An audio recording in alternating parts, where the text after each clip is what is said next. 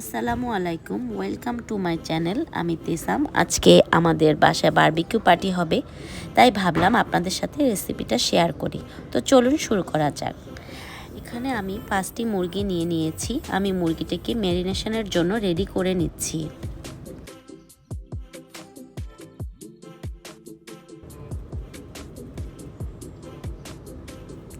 এখন মশলাগুলো রেডি করে নিয়েছি। টক দই নিয়ে নিলাম। টক দইয়ের মধ্যে এখন পরিমাণ মতো আদা রসুন বাটা মিক্সড করে নিব।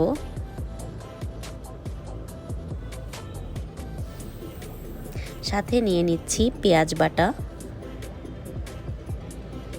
এখন নিয়ে নিচ্ছি গোলমরিচ সামান্য গুঁড়ো করে নিচ্ছি।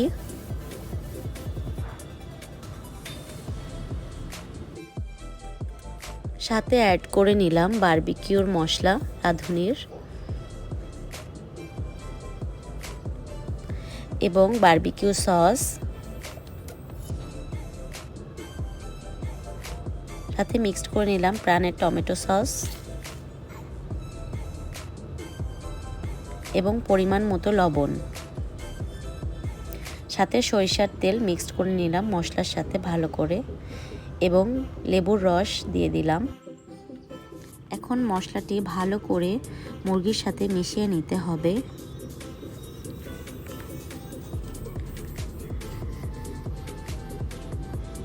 এবং আস্তে আস্তে মশলাগুলো মুরগির সাথে মেরিনেট করতে হবে ভালো করে, যাতে মশলাগুলো ভালো করে মুরগির সাথে মিশে যায়। এখন মাংসগুলোকে 1-2 ঘন্টার জন্য র্যাপ করে ফ্রিজে রেখে দিব।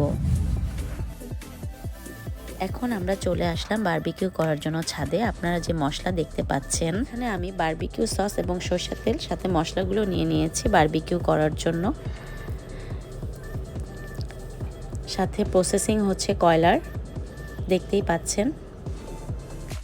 তারপর এই তো বারবিকিউ চলছে। তো আপনাদের অবশ্যই অল্প হালকা হিটে তৈরি করতে হবে এটা আস্তে আস্তে। তো এই যে তৈরি হয়ে গেল আমার বারবিকিউ। এটা আমার বারবিকিউর ফাইনাল লুক।